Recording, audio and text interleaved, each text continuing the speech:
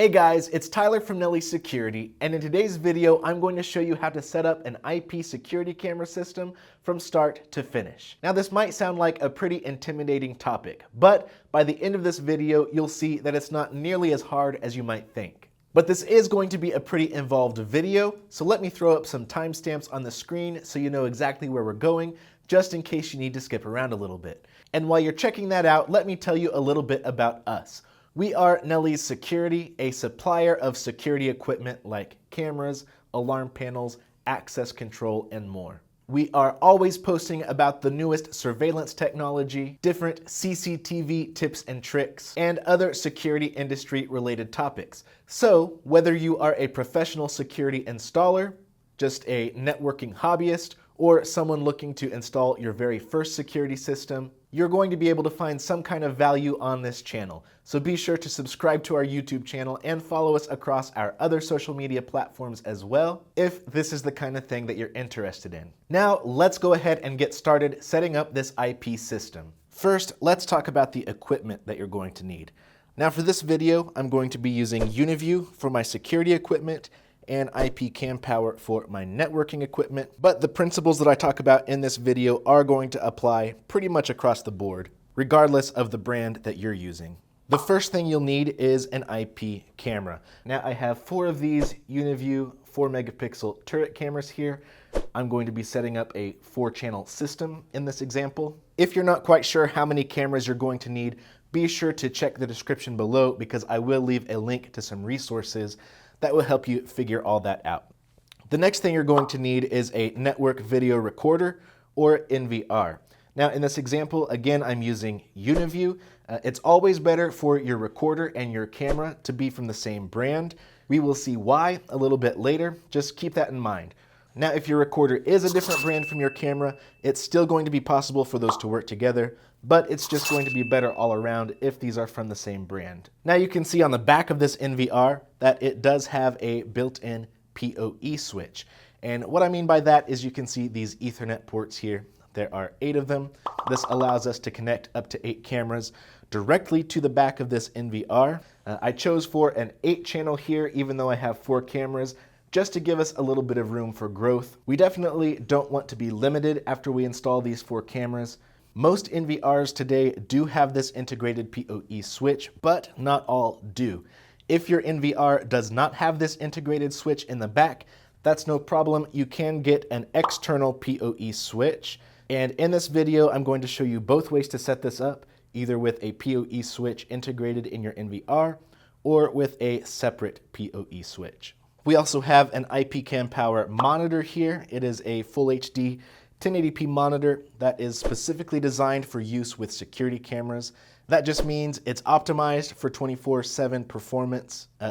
It can also be powered with PoE, just like a security camera. It's a great monitor, but this will really work with any monitor you have laying around, as long as it has an HDMI video in or a VGA video in. Most NVRs will have both of those video connections. In terms of cabling, we are primarily going to need Ethernet cables. We're going to need 1 Ethernet cable for each device that we have. So we're going to have 4 cables, 1 for each camera. We're going to have a cable to connect the NVR to our network. And if you also have an external PoE switch, you'll need 1 Ethernet cable for that as well. You can go about this a couple of ways. You can buy these as pre-made Ethernet cables. These come in 10 feet, 50 feet, 100 feet, whatever you need. Those are all put together for you. You just connect them to your cameras and you're good to go. Pre-made cables is the easy way to go, especially if you're just setting up one system. However, if you think you're going to be setting up several systems or adding a lot more cameras, it may be beneficial for you to just buy your cables in bulk. These can come in 500 feet or 1,000 feet spools. And as you can see, the connections are not there. You just cut off whatever cables you need, and then you crimp the connections on there yourself. It's super easy to do, and we have other videos on this channel explaining how to do that. So again, check the description down below to find links to those videos. The last cable that we're going to need is an HDMI cable for connecting our monitor to our recorder.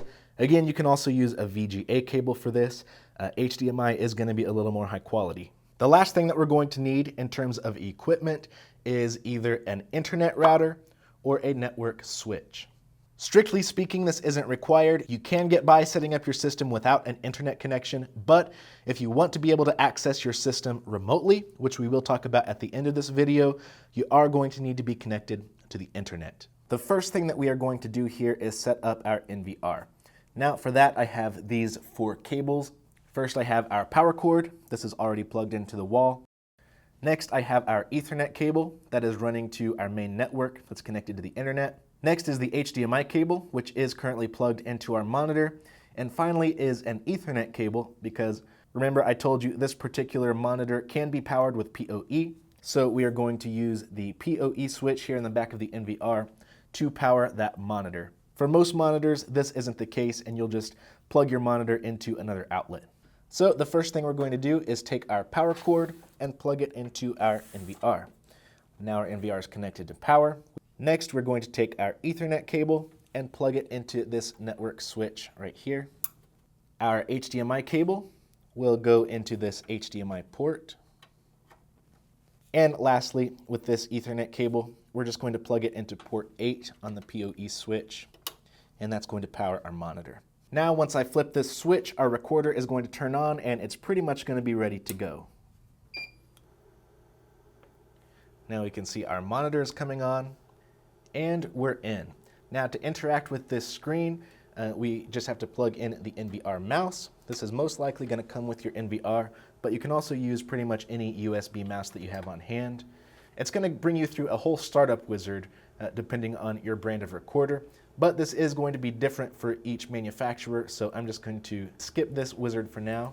And here we are in our main screen. There is one thing I want to do here, and that is adjust our network settings. So go into your menu and find your network settings. Again, this menu is going to look different depending on the brand of NVR that you have. And the feature that we're going to be looking for here is DHCP. What this feature is going to do is allow your internet router to automatically assign your NVR an IP address.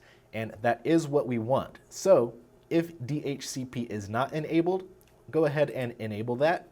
So now you'll see that these IP settings have been grayed out. It's not going to let me edit them because it is pulling that automatically from the router. Again, this is a good thing because 1, it's going to make sure that our IP address is compatible with our network, and 2, it's going to make sure that this IP address is unique. Your router is not going to hand out an IP address that's being used by another device, so we know that this is a good IP address. But as long as DHCP is activated, it could change this IP address at any given moment. So after your router assigns the NVR its own unique IP address, we're going to turn off DHCP. By turning that off, it's going to ensure that 192.168.1.13 is always going to be this NVR's IP address unless I come in here and manually change it. So we are free to write down this IP address and keep it handy in case we ever need to log into our NVR from a computer connected to the same network. We can log directly in and edit all of these settings from a web browser. So just to sum all that up, log into your NVR, open up the network settings, make sure that DHCP is enabled. If it's not enabled, enable it. Then once your router assigns an IP address for your NVR, go ahead and disable DHCP so that you can write down your IP address and always have it handy. Now that that's out of the way, let's go ahead and get our cameras installed on this NVR. So let's talk about what an IP camera is. So unlike an analog camera, which takes raw video data and sends it to a DVR, an IP camera does all the processing right inside the camera itself. So as soon as this thing is connected to power, it's going to start streaming video. The way we access that video is through the network. That's why it's called IP, or Internet Protocol. If we have a device on the same network as this camera, say an NVR, then we'll be able to access this camera, access its feeds, manage all the settings, record footage from this camera. Now, the cool thing about IP systems is that this camera can be connected to power and to the network with just one Ethernet cable. If I take this Ethernet cable here and plug it in, and then take the other end of this cable and plug it into a PoE switch, this camera will be connected both to power and to the network. Now let's talk about this NVR. Again, this NVR does have a PoE switch in the back. If your NVR does not have a PoE switch, you might want to go ahead and skip forward to this timestamp right here. That's where we'll talk about setting this up with an external PoE switch. But for now, we're going to focus on this NVR. When I connect a camera to the back of this NVR with an Ethernet cable, the power from the NVR is going to power that camera, and it's also going to put that camera on this segregated network right here, so that any device connected here to this switch is going to be on the same network. Let's take this a step further. Since our cameras and our recorder are both from the same brand, in this case UniView, they are going to be able to communicate seamlessly, and the NVR is going to be able to pull that camera feed in right away. This is called plug and play, and again, it really only works if the camera and the NVR are from the same manufacturer. By default, this NVR is going to be looking for UniView cameras that are on this segregated network. So once it finds one, it's going to automatically pull everything in. Let me show you how that works. I got my camera here plugged into this Ethernet cable. Now let's plug it into this PoE switch. And we can see the IR lights came on the camera. That means it is booting up. Now let's take a look at this monitor. And there we go. Once the camera boots up, the video feeds are pulled in automatically. This is what's called plug and play. And if I take my mouse and go into the menu here, and if we come in here to the camera menu, you can see that the protocol is plug and play. Now I'm just going to do this same process for the other 3 cameras. And just like that, my 4-camera system is up and running. Now there's a few things I need to point out about this system right here. First, you need to know that the NVR is the only device connected to my main network. The cameras are all on their own separate network, managed by the NVR's PoE switch. This is good for you because all of the bandwidth used by the cameras to send data to the NVR is confined to this segregated network. It's not going to interfere with your computers, your laptops, your phones, or anything else you have connected to your main network. However, the drawback of this system is that you can't manage these cameras individually without going through your NVR. So this could make troubleshooting your video surveillance system kind of a pain, but I think the benefits far outweigh the drawbacks here. This is such an easy way to get up and running with your security cameras. So if you do have a PoE switch in the back of your NVR, I highly recommend using plug and play to set up your system. But there might be a few reasons that you do need to use an external PoE switch. For instance, like we talked about, maybe your NVR doesn't have a PoE switch in the back, or maybe you need to install security cameras that are more than 330 feet away from your NVR. 330 feet is about as far as PoE can go, so if you do have to run cable runs longer than that, you're either going to need a PoE extender, a PoE switch with extend mode, or you'll just need to install a PoE switch closer to your installation site. You can also set your cameras up with a PoE switch if you don't even have an NVR. If you're planning to just use your cameras by themselves, maybe you're going to be recording footage to an SD card or something like that. In that case, you'll want to use a PoE switch. Lastly, some people just prefer the control of having their security cameras on their main network so they can manage them individually without having to go through the NVR. At any rate, if you are going to be using an external PoE switch with your security system, here's how you do it. So I have my PoE switch here, and it is connected to power. We can tell because the green light has been illuminated. This is an 8-channel PoE switch, so we have 8 powered Ethernet ports here, but we also have 2 additional ports here. These are the uplink ports for connecting it to your network and to other devices. So I have my 2 Ethernet cables here. This Ethernet cable is connected to my main network, and this cable is connected to my NVR. So I'm going to connect my PoE switch to the network. I'm also going to connect my PoE switch to my NVR. Now this step isn't necessary. You can have your NVR connected to just your internet router or another switch, so you don't have to have these directly connected, but we do have that extra uplink port. And now my NVR is connected to the network because it's connected to this PoE switch that's also connected to the network. And now as I plug my 4 cameras here into these powered ports, they will also be connected to my network. So I'll take these Ethernet cables and just start plugging them in. And you can see as I do, the IR lights are coming on to let us know the camera is booting up. So I'll just go ahead and do this with my other 3 cameras. And there we go, we have 4 cameras up and running. We can see the green light means the cameras are getting power, and the yellow light means that they are getting network connectivity. But now you can see that nothing is appearing on our NVR's screen. Even though our NVR is connected to our main network and our 4 cameras are connected to the main network, they aren't automatically communicating. So now we just have to tell the NVR exactly where to look for our cameras. How do we do that? Well, it's simple. We just need the camera's IP address. And for this, I'm going to hop on my computer. This computer is connected to the same network as my cameras and my recorder. Using a discovery tool, I'll be able to find the IP address of my cameras. Now, whatever brand you're using, they will probably have their own proprietary discovery tool. I'm using UniView, so I will use the Easy Tools program, which is going to pull in all of my cameras and their IP addresses. Now, we have a ton of cameras here on our property, so this is a little crowded, but I know the model numbers of my cameras, so I know it's these 4 cameras right here. Now, most security cameras have DHCP enabled by default. Remember, that means the camera is going to rely on the internet router to give it an IP address. This is good because we know these IP addresses are both compatible with our network and unique to the camera. But when it's set to DHCP, it could change at any time.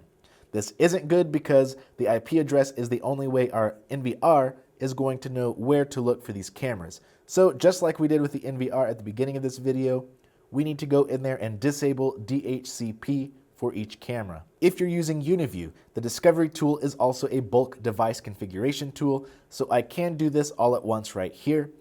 If yours is just a discovery tool, you may have to log into your cameras individually to switch them all off of DHCP. But to do that, it's easy. Just open a web browser, type in your camera's IP address, log in with your camera's default username and password, and navigate to your network settings. There you'll find DHCP and you can just deactivate it. Now we have our 4 IP addresses and we know they're not going to change. Let's head back to the NVR and go into the camera management menu. And from here we can change this from plug and play to IP address. And we will simply type in the new IP address, which is 192.168.178. We will make sure we have the correct username and password in here, and we'll click OK. We will do this for all 4 of these channels, and then we can hop back into our live view, and there we go. We have all 4 cameras set up and ready to go without being connected directly to the NVR. Let's talk pros and cons about this external PoE setup. First, the pro is we can manage these cameras individually, just like we did on the computer a few seconds ago to get this off of DHCP. We can log into these cameras from a web browser without having to go through the NVR, so that can be a huge plus if you prefer a little bit more control over your system. It also helps with troubleshooting. But the downside is now that all 4 of these cameras are on our main network, they are going to be using up bandwidth and interfering with some of our other devices. This isn't a huge issue with 4 cameras, but as you build a larger system and get more and more cameras, it can start to become a real issue. Another thing to keep in mind is that our NVR is now dependent upon network connectivity in order to record streams from our cameras. Before, when the cameras are connected directly to the NVR doesn't need to be connected to another network in order to record those cameras. If something were to happen to the communication between the NVR and the main network, it would still be recording our cameras either 24/7 or on whatever schedule we have set up. However, when our cameras are connected to the main network through an external PoE switch like this, the NVR does have to maintain network connectivity in order to communicate with and record those camera feeds. So if there's ever any network downtime, if there's ever any interruption in communication between the NVR and the main network, you will not have recorded footage during that time. Now that we have our NVR set up, we have our cameras set up, let's talk about recording footage. By themselves, IP cameras stream video, but only in real time. There's no way to go back and see footage from the past unless we have some sort of hard drive to record our footage to. And as the name implies, video recorders do come with 1, 2, 3, or even more hard drive bays. Installing the hard drive into your NVR is super easy. Just take the cover off of your recorder, connect your hard drive to the NVR with the power and SATA cables, which usually come included with your NVR. Then screw the hard drive into place at the bottom of the NVR case with the screws that also most likely came with your NVR. But here's a pro tip. When you purchase an NVR and a hard drive from Nelly Security at the same time, we will install your hard drive for you before shipping it out. And now you can see our hard drive is recording footage. We have this little icon up here on our live screen to let us know that we are recording footage, but we can adjust this by setting up a schedule if we only want to record our surveillance footage during a certain time, or we can change this to where it's only recording motion detection or some other type of smart event. Then once you've recorded some footage, you can now jump into your playback menu and review any recording you've saved to your hard drive. This is great because it means we physically own all of our surveillance footage and we have complete control over what we do with it. There's no cloud storage fees or anything like that. Now, one final thing to do is get this set up for remote access so we can view our security cameras from anywhere in the world. This is going to look different depending on the brand of your equipment, but most IP systems these days use P2P cloud accounts to manage remote access, which stands for peer-to-peer. It's essentially a third party that sits between your recorder and an external device on another network in order to facilitate communication outside of that local network. This prevents us from having to do any kind of port forwarding or anything like that. Now, the P2P platform that you choose is once again going to be proprietary for your brand of equipment. We're using UniView here, so we're going to be using the EasyCloud platform. From our recorder, we're going to go into our network, settings, and find EasyCloud. For you, this option could be named after your P2P platform, or it could simply be called P2P. All we're going to do here is make sure that this P2P cloud is enabled, and now we have a QR code here, which is going to be the case for most brands. To get this added to our cloud account, we're first going to need to set up an account. I'm going to be doing that on my phone using the EasyView application. You'll use whatever phone app your manufacturer recommends. I already have my account created, but all you need to do is follow the prompts on your app to create a free account. Once you have your account and you're all logged in, you'll just click Add a Device and simply scan your QR code. That's automatically going to populate this with my recorder's information. Now all I have to do is give this device a name and click Save. This recorder is now associated with my cloud account. And since I used the P2P address to add it, I can access this recorder from anywhere on the world as long as I'm connected to the internet and as long as the recorder is connected to the internet. If, on the other hand, I go in here to add device and instead type my recorder's IP address, which we wrote down earlier, I will only be able to access that recorder when my phone is connected to the same network. That's because my phone would be looking for this device at this specific IP address.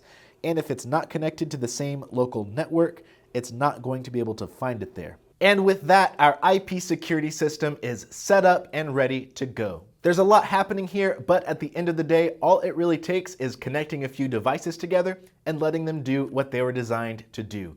For the most part, these systems are designed to do all the hard work for you, and these cameras are pretty much ready to go out of the box. If you are looking to set up your very own IP system, but you don't know where to start, I would highly encourage you to check out the description of this video. I'm going to put a bunch of links down there to other videos on our YouTube channel that I really think are going to help you out. But if after that you still have some unanswered questions, feel free to give us a call or send us an email because we are always happy to help you guys out. I hope this video was helpful for you. I hope you learned a thing or two. Again, if you enjoyed it, be sure to subscribe to our YouTube channel and follow us across social media because we post content just like this all the time. Thank you guys so much for watching this video, and I will see you next time.